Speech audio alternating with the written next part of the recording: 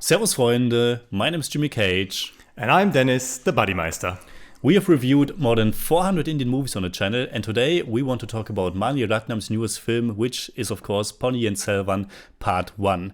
Originally, we planned to do the review together, but unfortunately both Deniz and I are still a little bit under the weather, which is also why I have to excuse if sometimes maybe I have to cough, maybe there will be more cuts in this review.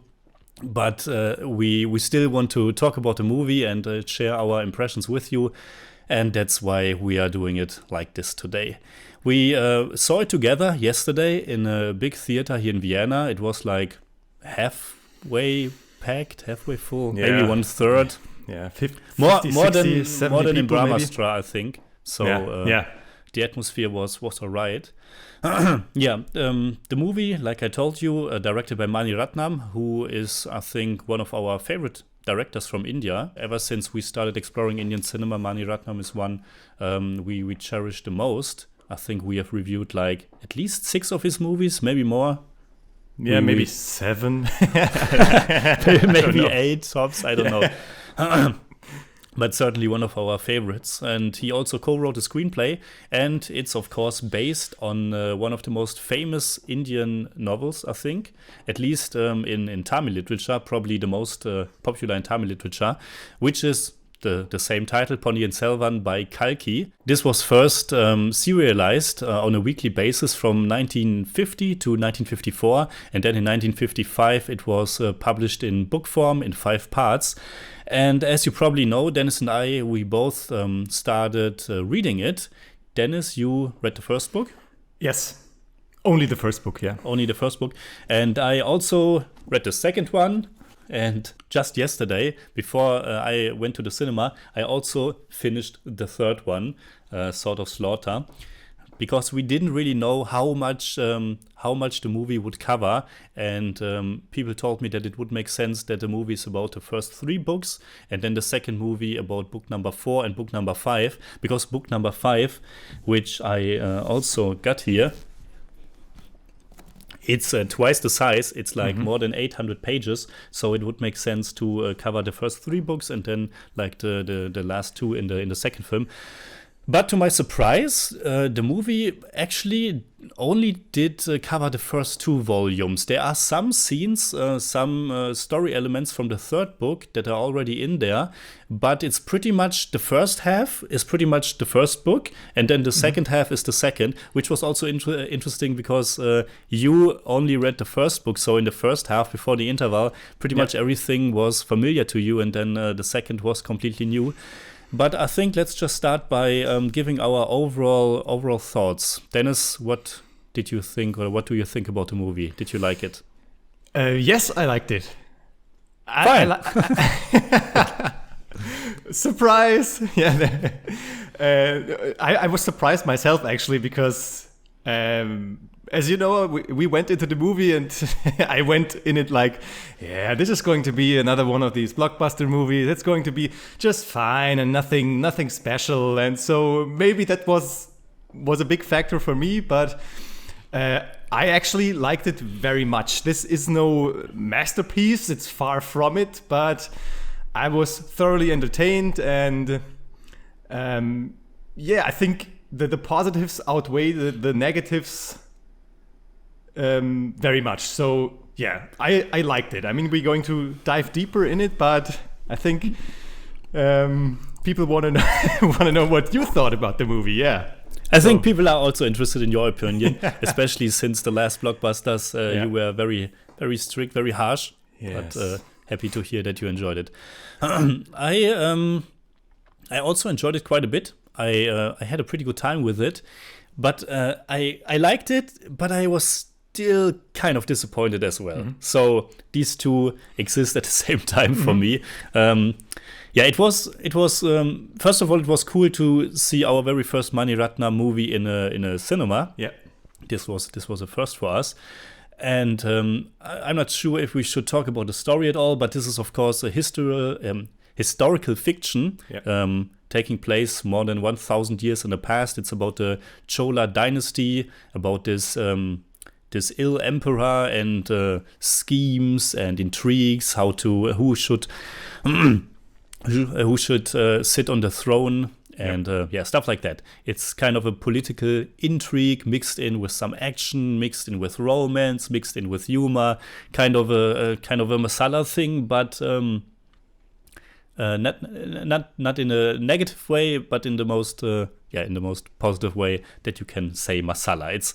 It's a little bit of everything, and in the book it's a pretty fantastic mix that's thoroughly entertaining and immersing. And I enjoyed the movie.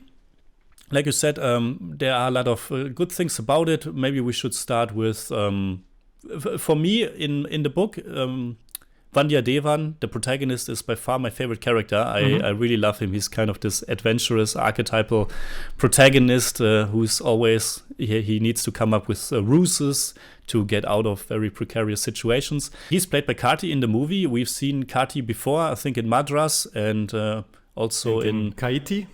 Yeah. Kaiti, the chase movie, from the director of Managaram, I think, was it? Is it? I think you're right. That was Lokesh Kanagaraj. Yes. Yeah, yes. Exactly. Yeah. So I think Karti did a really good job in this one. I think he was super charming. Perfect mixture of kind of a goofball, but he has a big heart at the right place, and it was just fun to follow him on this adventure. Yeah.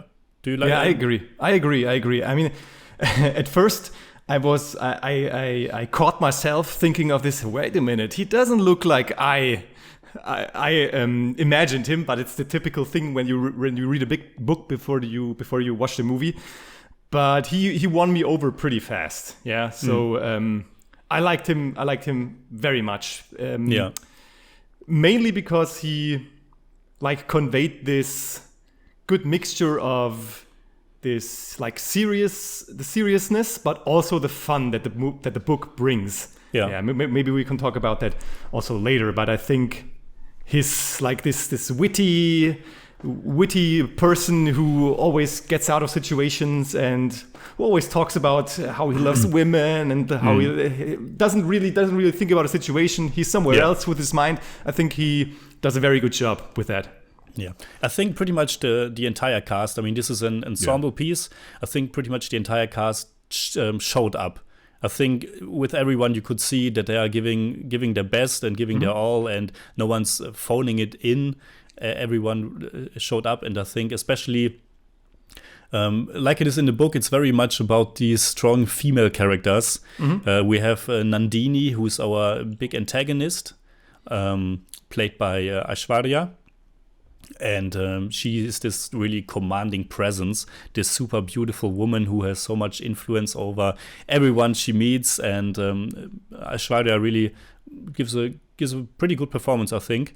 And the other ones are Kundavai Devi, who's the sister of the titular character Ponniyin Selvan, played by Trisha, right? Trisha Krishnan. I think she was also fine. Then we have the boat girl, Pungurali. Yeah. I think she's. I really enjoyed the actress. The character herself is very, very underwritten in this one, but we will talk about that later. Yeah. But first, the performances I think were all pretty cool. Vikram, of course, plays the older brother of Ponniyin Selvan. Aditya. Exactly, yes. Aditya, and he's really giving one of those Vikram performances, like on the verge of being kind of a madman. He's this big conqueror, and also he has this heartbreak. He endured this heartbreak. We don't want to spoil anything in this review. Maybe mild mini spoilers, but we will try to talk around it. But it's not a big spoiler that he has to endure some heartbreak. And there's this scene at the interval where he's talking about his feelings and that he's such a crushed soul. And then it was on the verge of getting a little bit too ridiculous, maybe. But I enjoyed it. I thought it gave the movie kind of life. It was something. There was passion behind it. I don't know. I mean, Aditya does have a part in the first book, and there's all this stuff with his flashbacks and stuff. But I think maybe his character, or the way that Vikram plays him, is probably one of the characters that I really thought in a different way, like when I read the book. I don't know, I mean, you know more about that because you read book 2 and 3, but I think the way he's portrayed with this madness, I don't know, maybe he is like that later on, because I don't know enough. Actually, from the first book. He's barely in the second and third book. Okay. So his presence is still at the point where I am in the books, still kind of small. I mean, we know a lot about him, but there aren't many chapters yet where he's really front and center. So I think, Yeah, but it's also okay because I'm very, like, say, forgiving when it comes to adapting a book into a movie, because I think, well, it takes a lot of, like, you have to cut things out, you have to streamline different things. So I'm very forgiving about many things when it comes to stuff like that. So it's fine with me. I'm not somebody who says, yeah, but wait, this character doesn't make any sense or something. So, because I think in the movie it works because the two brothers and Vandiyathevan are like, and the sisters, they're all like on the spectrum of characters. So it works very well in the movie. We have this, like, the Vandiyathevan is, like we said, the witty, fun guy. Aditya is like this guy who maybe doesn't have his emotions under control. And Arunmoli is like this more settled guy and more quiet. So it works. It works very well. And then one other very important character is, of course, the Vaishnavit. Yes, Alvarkadian. Yeah, Alvarkadian Nambi. Maybe I will just call him Nambi from here on. The names are very difficult. Yes. I mean, after 3 books in, which is more than 1,000 pages, I guess, I'm kind of familiar with the names, but I still have a hard time to pronounce them. I think by now, like, I heard the name so often in the movies, like Paruvetarayar. I think it's more like that's the most difficult name for me. Yeah, I don't know. Okay. Yeah, but I just call him the elder brother, if that's okay. Yeah, the evil brothers. The evil brothers, exactly. We have Nambi played by, who was he played by? By Jayaram, I think. Yeah, I think Jayaram isn't Jayaram. Jayaram? Okay. Jayaram is Nambi, yes. Okay. I mean, he's the character in my mind, he was kind of rather different in the book. Yes, He's very much a comic relief in the movie. And maybe mild spoiler alert, but in the book it's clear very early on that he's also a spy. He's also more than you think at first. But in the movie, he's mostly the comic relief, and then later he just pops up again at you, and he also has a message and he also has a relation to Nandini. So in the movie, you know as well that he's more, but it's still a little bit different. Yeah, I think But it's fine. Like you said, it's always difficult to adapt something in a movie form, and you have to ask yourself, does it work in the movie? Because it's different than in the book, but does it work in the movie? And I think his character mostly works in the movie. He's this fun guy who disappears for most of the movie, but then comes back later on, and I thought it was fine. Yeah, I thought so too, because he's like this. He's a character that has a lot of revelations to offer in the book. So at first I was a bit disappointed that his whole backstory, and it's a very important and interesting backstory, is like just like one sentence or something. He tells Vandiyathevan about himself. Okay, so that's that. But like you said, the question is, does it work in the movie? And is it necessary for the movie, like for the main storyline to work? Because this is still a big blockbuster movie that everybody should enjoy without getting confused with all the names and background stories. So but then maybe we should talk about that, because I think I'm not sure if this really works so well, and I have a difficult time because, of course, I'm coming from a position I have read the books. I knew everything that happened in this movie from beginning to end. There wasn't a scene that I wasn't really. I mean, there are some changes. There are some things that aren't in the books the way it is in the movie, especially in the second half when we are on Sri Lanka, or they just called it Lanka. Lanka, yeah. I think Ilankai in the book. There were some changes there, but I just can't turn this off in my head. I have, of course, yeah. I read it, and now I of course always compare it, and I can only try to imagine, like, let's just watch the movie for what the movie is. Let's just, and I try to think if the characters are introduced enough. Are they meaty enough? Is there enough to the characters when I take away what I know? Because I saw it as someone who is very familiar with everyone, and I enjoyed that. It was a nice experience for me as a book reader. For me, it was like, I'm super familiar with these characters, and I enjoy seeing them now in front of my eyes, played by these great actors, and I had fun with that.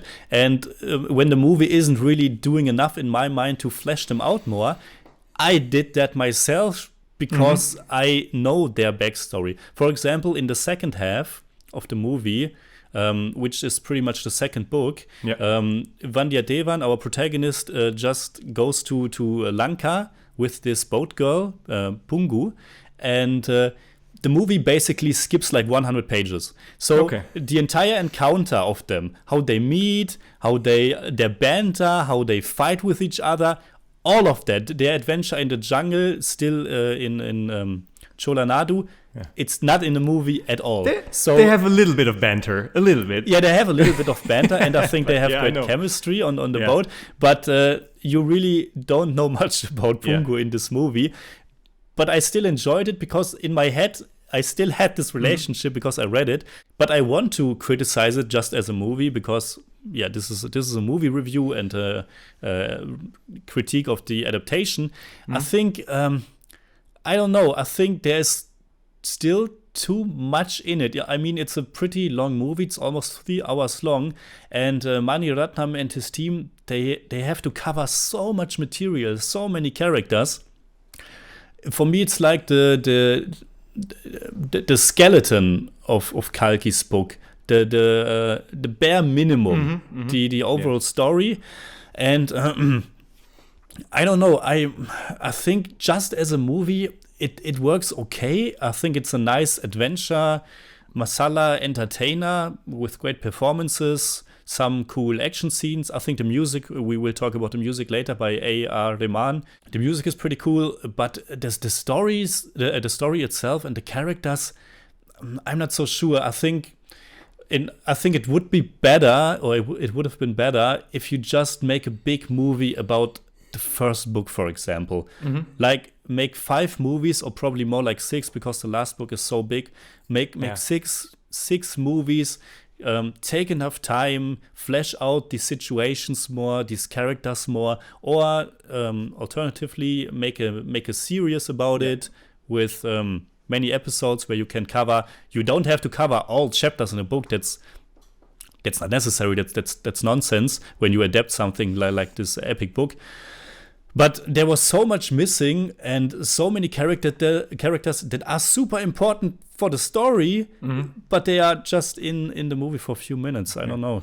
So I can tell you about my experience in the second half of the movie, because, like we said, the first book ends at like the intermission of the movie, is like about 70 or 80 minutes into the movie, maybe. So the first half, I could follow very, very good, because there were like scenes in this movie that were shot just in the way I imagined them when I read the book, and that's just nice if something like that happens when you watch a movie. But of course, in the second half, I was out of it, and you leaned over and told me, now you know nothing. Now have fun. Good luck. Now have fun. But I actually could follow it very well. So I think the narration works pretty well for somebody who knows the names already and can like make some order in his mind about the places they are and the areas and like all the people and stuff. But like you said, I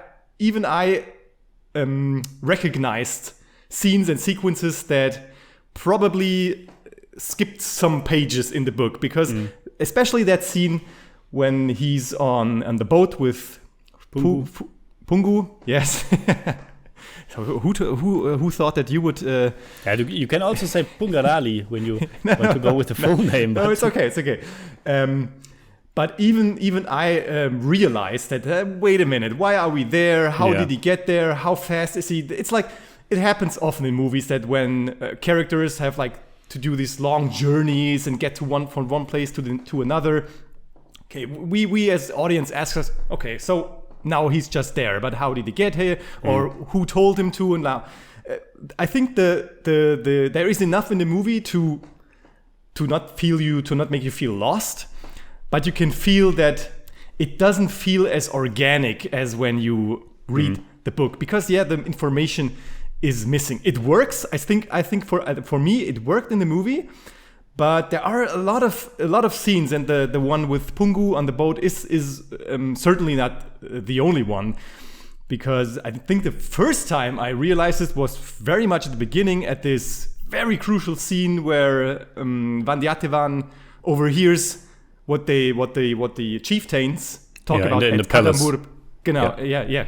Yes, in Kadambur Palace, and he, we see him go there, right there with his horse, and he fights a lot of people and meets his friend. And the next scene is just, he walks on the balcony and he overhears that. Yeah. And it's such a crucial and so detailed told narrative in the book that I was just surprised. Okay, so he's just there. Yeah, but they also.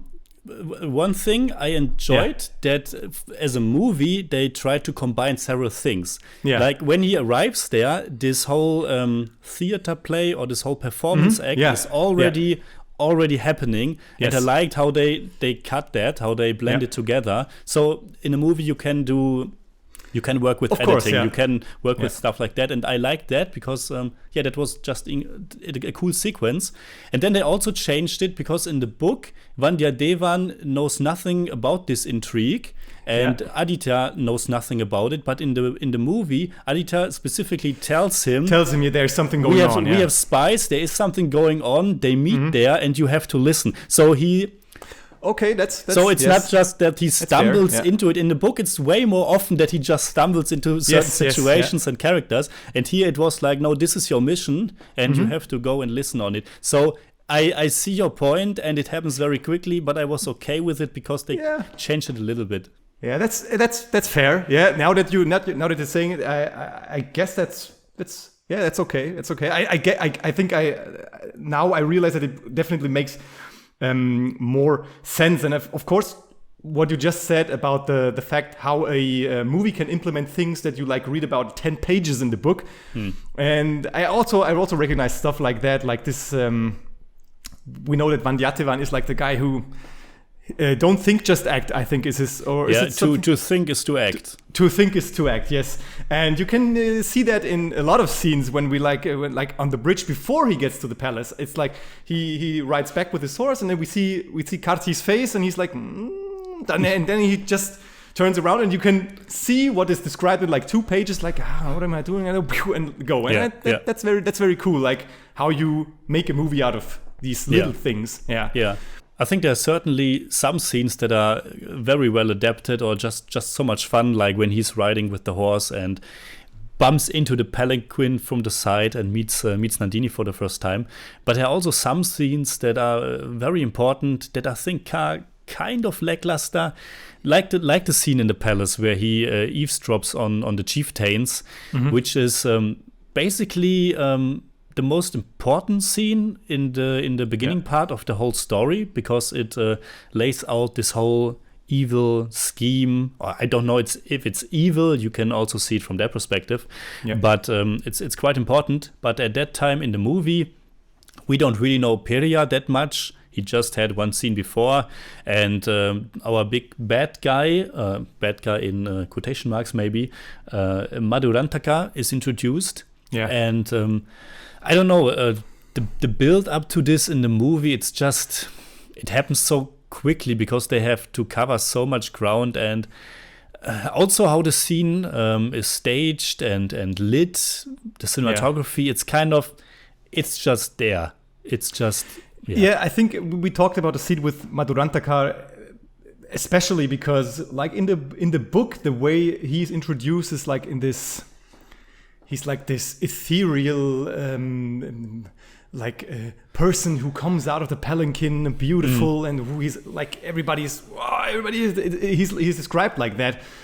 And in the movie he just steps out of the palanquin and that's that. So I think maybe because we both thought that when we read the book, and it's probably just like that after the first book, is like, this is the perfect blockbuster masala movie, because the characters are introduced like big, like these, he comes out of this, and these like, it's very powerful.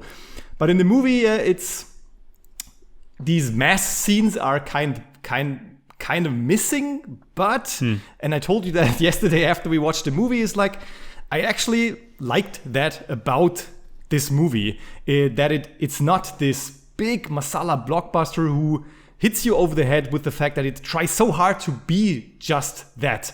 Like Brahmastra, for example, which we watched a few weeks ago. A nice looking movie, but it tried so hard to like force down your throat, yes, I'm a blockbuster, and here's everything that a good blockbuster needs. And so I kind of like that Ponniyin Selvan is like this soothing, fun adventure. Yeah, you just follow, it's just entertaining, and there's nothing that big a mass. It's not behind it, but it doesn't need it. I like that it's like this, just a good movie that is nicely told, and that's it. So yeah, I can totally understand that. It was just for me again. This is coming from someone who has read it. Yeah, but certain details are. They take it for the movie as well, like that he's traveling in a palanquin, that he's coming out of a palanquin, and it's there in the movie, but it's I don't know, it's explored more in the book. There's more to the fact that a man travels in a palanquin, he's hiding and stuff like that. Or in the second half when Nambi spots Ponniyin Selvan and he's on this big elephant, he's disguised as the Mahout, and it's in the book. It's in the movie, but it's not explored further. And in the book, it's that he wants to be part of the people of Ilankai. He goes to the people, and this all adds to his personality, that he's such a heroic figure that people love. And in the movie, there's this big fight scene at the beginning of the second half where he's basically conquering Ilankai. And then in the next scene, they want to crown him the emperor of Ilankai. And of course, I know more about the story, and in the book, people there really love him, and he only wants to feed his army food that's brought there, and they don't want to rob the land of its own resources and stuff like that. And I understand after reading it for a while why he's beloved. And in the movie, he's just conquering, killing a lot of people on the beach, and then in the next scene they want to crown him. And I was like, I'm not so sure if that makes a lot of sense, how fast this is happening. Yeah, I didn't get I mean, no spoilers, but there is a character in the movie, like the king of Lanka, the one he like defeats, who's later on still on the throne. I didn't get it. I didn't get it why this guy is still on the throne, and they like, because like there are many parties in this movie. Like we have the Pandya rebels, the Pandyas, Pandya rebels, the Lanka king and his army, and then there's Arumori also on the island. That was the point of the movie where I couldn't follow, because I thought the king's already gone, but that's very specific, so maybe people should just watch it and explain what happens there. In the second half, it's really, really condensed. They leave out so much, and also without giving it away, but the whole finale of the second book, and Kalki does that a lot, and it's also one of the things that I love so much about how he tells the story. But it's about this little things, these details, and misunderstandings and also lucky encounters and stuff like that. And the whole finale of the second book, which I don't want to talk about it too much, but it's so delicate and intertwined with so many characters, so it was absolutely obvious that they can't do it like that in the movie. It's way too, it's not super complicated, but it's just complex. I don't know how to describe it, but there are so many different factors involved, and you can't do that in a movie like this. So they streamlined it, and by doing that, it also, I don't know, it, for me, the whole movie is a little bit too superficial. It's just the basic story is still there, but I also am not super connected to the story just coming from the movie. I mean, it's hard for me to separate it, but in the movie, it's about this emperor who's ill and who should be next on the throne, and there's some stuff with Nandini and some things in the past, stuff like that. But for me, it just with movie number one, it doesn't come together as a super consistent story where you know what's really important, because they still they cut out a lot of characters, and that's a good thing because you don't need everyone from the book, but they still want to bring you so much characters, so many characters, and I think it's still too much. So like I told you earlier, for me, I think better to go with just one book, or to change it maybe even more, and change things around even more, so you have a great story that's engaging for a movie. I was still engaged enough, but also I didn't feel like that the stakes are super high, and you have this problem that characters are only appearing in one half of the movie because it's a giant book with super and you have love interests introduced in the second half that really have no screen time at all. For example, Vanati, she has no personality in the movie at all. She's this beautiful girl who loves Ponniyin Selvan, but there's nothing to her. She has no personality. Yeah. And there are so many great scenes and chapters with her in the book, and also her interactions with Vandiyathevan. Yeah, but like we said, it's like you probably can't say Mani Ratnam tell him, why did you do that? Why did you leave that out? Why did you leave that out?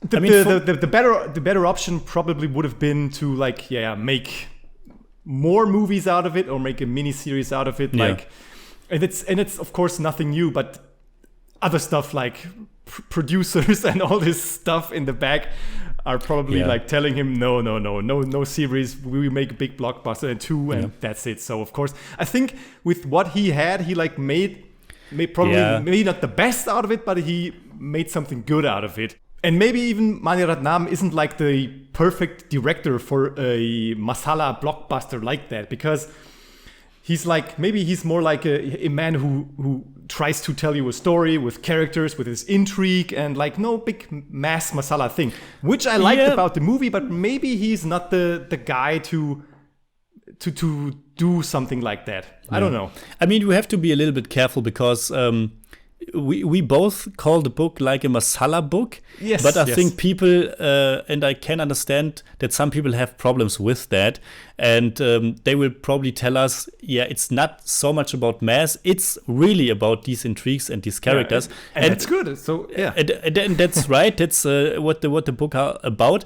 But the tone of the book, the mixture of different ingredients, that's what we mean when we say it's also kind of masala, because there's so much fun to be had with it. There's so much romance, some action sprinkled in, not really big epic battle scenes, but little chases and stuff like that, and someone gets caught in quicksand and stuff like that. And we both really like Mani Ratnam, but we both haven't really seen his recent movies. The last one we saw was Ravanan, which is also more than 10 years old at this point. And for me, the movie lacked a little bit of more punch, a little bit more oomph, a little bit more, maybe mass, maybe a little bit more, I don't know. energy in some scenes. Yeah, I guess I know what you mean. It also lacked like this Mani Ratnam magic that I talked about like, when we watched all the other movies. Yeah. Not only because like the cinematography was done by Ravi Varman, I think. Yeah. And it's okay, and some shots are really beautiful. And like I said, they are just like I imagined them when I read the book. But it's also nothing outstanding. Like we are kind of know with Mani Ratnam, and like this. And I mean, I think the later movies by Mani Ratnam aren't even like his ones from the 80s, like Nayakan or Iruvar and all these movies that we loved very much. And this is kind of lacking. I wished for something like this epicness, like this that only Mani Ratnam can bring in his very own way. And so in that way, it's a very classic, typical blockbuster movie who like checks like all the boxes that you need to check for people to like it. Yeah. But yeah, like I said, in a technical way, we maybe can talk about that real quick. The cinematography is, like we said, is all right. There are some shots that really look terrible. Yeah, it's because of the green screen, or like this day for night thing with what's her name on the boat? Pungurali. Yeah, Pungurali. Yeah, like this day for night shot with her on the boat is, I just don't like this day for night thing. But there is some stuff in there that looks not good, even with the effects, the CGI. Yeah, but it can be pretty rough. Yes, but I think it's go on. I think it's always on the brink of being too much. I think it's okay because there are a lot of shots also intercut where we can see the actual actors doing actual stuff. So it's like this mix between CGI and the real stuff, and so it works. It worked for me. Yeah. I wanted to say there's one shot in there where I think it was Aditya, but maybe it was Ponniyin Selvan. They are storming this big castle, and there's this big giant door, and the door looks so cheap. The door looks super fake. Like, I don't know what they were thinking to put that shot in the final film. Yeah, it can be pretty rough with the CGI. I mean, of course, a movie like this doesn't have the budget like a big Hollywood production, and big Hollywood productions also very often look very cheap. And it's not just limited to Indian movies, certainly. The cinematography, sometimes it's there are some really cool shots, and sometimes when in some chase scenes it's nice, but overall some cheap ones as well. And I think Mani Ratnam maybe isn't the best guy when it comes to action. I mean, he of course has a team behind him, and it's not just him who directs all the action himself. But there are some cool action scenes. Some later in the river, in the water, with Vandiyadevan and Ponniyin Selvan. That was pretty cool. But some are cut too quickly. The camera is too close. It's a bit choppy. So, and also they include these big battle scenes that are kind of in the book as well. When they are in the book, it's mostly like when we read something about the past, about one king fighting against another kingdom, stuff like that. Yeah. But they aren't front and center in the real story at all. I understand that they shine a light on it in a movie, and that's what a big movie is for. Is also for to immerse you with these historical battles, and it was cool. But I wish maybe took the budget that went into those scenes, maybe cut those scenes or limit them to even less, because they're all right, but it was nothing like we haven't seen before. So they didn't have the impact like something from maybe Braveheart or Lord of the Rings, stuff like that. It was, we have seen stuff like this before. It's all right. It's not bad. It's cool how Vandiyadevan and Adityan are fighting together. So that forms their friendship in the very beginning.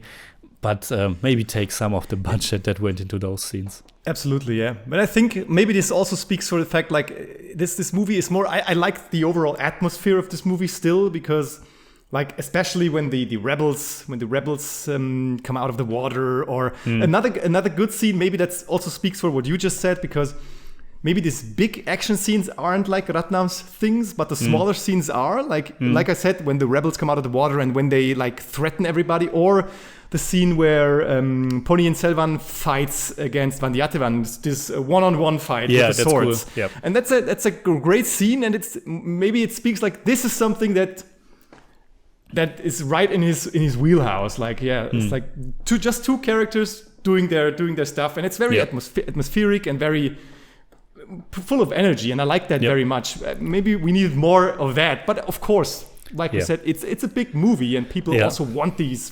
battle scenes, these big battle scenes.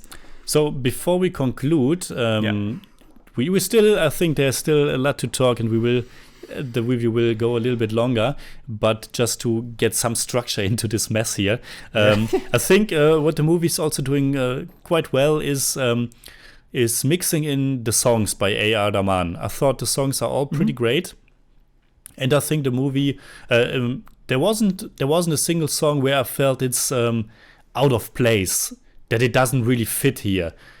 We get the one when he goes to the palace, which we talked about, where the big performance, that was a cool and also different kind of song. I like that a lot. In the very beginning, we also get the song when he's traveling the lands, when we are at the opening credit sequence. That was nice.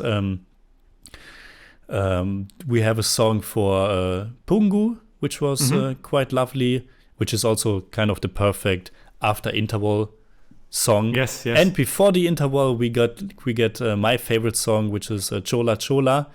And I think this has probably the most energy. I really liked how Vikram is amping up his performance, and we then switch into this song, which is kind of he cries his heart out, like we talked about. Yeah, that's really a great scene, because he has like this flag in his hand, and he already says the line from the song, and then the scene like blends over into the song, and that's really great, because I wasn't expecting it at that point, and we just went into the song.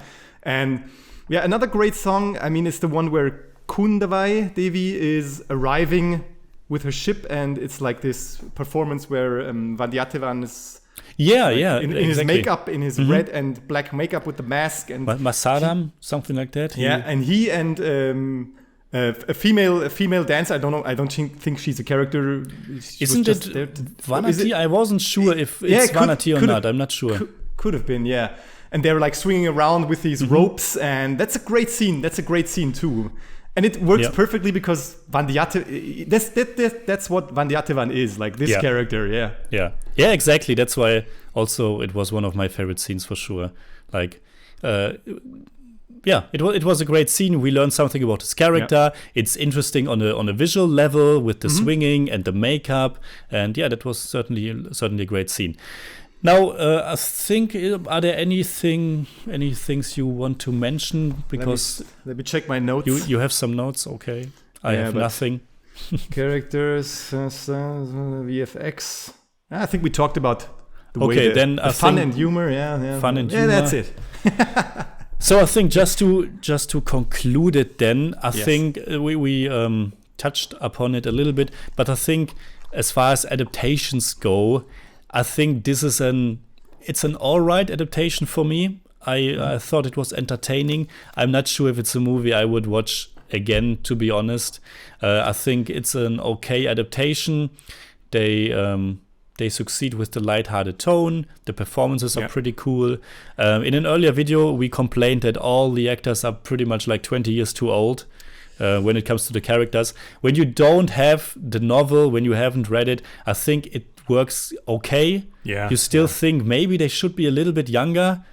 Because especially when they say something like, he's of age now, he can marry a girl, and you think, well, of course he's 60 or 55 or something. It's a bit strange. But it works okay, especially with Karti, also already in his 40s, and Vandiyathevan should be a very young guy, I think, early 20s maybe. But it works fine, because the performances are so great, so that's really not an issue. So adaptation-wise, I think it's okay. For me, it's still two completely different things. The book is one thing. Yeah. This movie is a completely different thing. What I love so much about the books, it's not so much in this movie. It's the dialogue is awesome in the book. The dialogue in this movie, it's great when it's comedic. When it has this sarcastic tone, then it's fine. Otherwise, the dialogue is, I mean, we only have the subtitles, of course. Yeah. And in the book, we, of course, also only has the English translation. But even in the English translation, the dialogues are fantastic. And in this one, it was more like functional. It was. Yeah, I think it shined the most between when Vandiyathevan talked to Alvarkadian, or when Vandiyathevan was talking to Kundabai or Nandini, always in these one-on-one dialogues where they can like spitball and screwball around a bit like that. Yeah. So it's really nice. But there's of course also a lot of stuff in there that we didn't quite get because the audience that was with us in the cinema like laughed a few more times than we did because we just didn't get it. But yeah, like you said, it's very good in some scenes, but it's functional in others. Yeah. Yeah. And the book, the Kalki's original story, is so much about this very complex and intricate tapestry of characters and situations, and everyone is kind of connected, and there are small reveals and bigger reveals, and you just can't put all of that into a movie that's only 3 hours long and wants to cover so much. So that's a big part why I love the original story. It's simply not really in the movie. I mean, the connections are still there, but they don't have the weight because you don't know these characters that much. Yeah. But it's a basic thing with all books and with all movies. With a book, you spend so many hours reading it and spending time with these characters, and in the movie, it goes way faster. I think it's certainly not the best adaptation. It could have been way better. I don't think this is like kind of Lord of the Rings level at all. Not even close. No. That's really a masterclass how you adapt an epic book. Of course, there are also critics who don't like the adaptation, but especially after it came out, it's like this classical thing. When Lord of the Rings came out, it was like this. Wait a minute. Tom Bombadil is missing in the movie and stuff like this. I don't know, but Lord of the Rings is the perfect example because 3 books, 3 movies, and all movies like 3 hours or even longer in the extended cut, and like The Hobbit is the exact. We don't talk about the Hobbit. Yeah. So once again, adaptation-wise, I think it's all right. It's kind of in the middle. It's a good enough movie for me to kind of recommend it. I think you can. I mean, if you're a lover of the story, you have to watch it just to see these characters on screen and see how Mani Ratnam adapted it. And maybe you will love it. Maybe you will like it. Maybe you think it's a total misfire. I can also see that angle. So I'm certainly interested in how he adapts the rest of it. I mean, I haven't, because I have read book number 3. There's almost nothing from that book in this movie yet. Only some scenes, and I haven't read book number 4, but book number 5 is super lengthy, so they will of course cut way more than they already did with adapting the first 2 books. Or it has a runtime of 300 minutes. Yeah, I think even that wouldn't be enough, honestly. So, I think the part 2 will come out next year. I think there was at the very end kind of 2023. Yeah. And, So what would you... I think, for me, I liked it, but I was kind of disappointed. Liked elements of it, disliked others. So for me, it's like a 6 out of 10, more like a 6.3, but I don't do that. Okay, so I think after a little bit of thinking, I give this movie a good 7 out of 10, like 7.4. Okay. But I don't do that either. All right. Yeah, I think that's it for today. Then please let us know in the comments below what you think about Mani Ratnam's adaptation of Kalki's epic Ponniyin Selvan. You can hit me up on Twitter, Instagram, Letterboxd, and also on Patreon simply at the Jimmy Cage. And you can hit me up on Twitter at the Buddymeister. And if you enjoyed this episode, please give us a thumbs up, share, subscribe, whatever you like. And make sure you hit that bell for all we have to tell.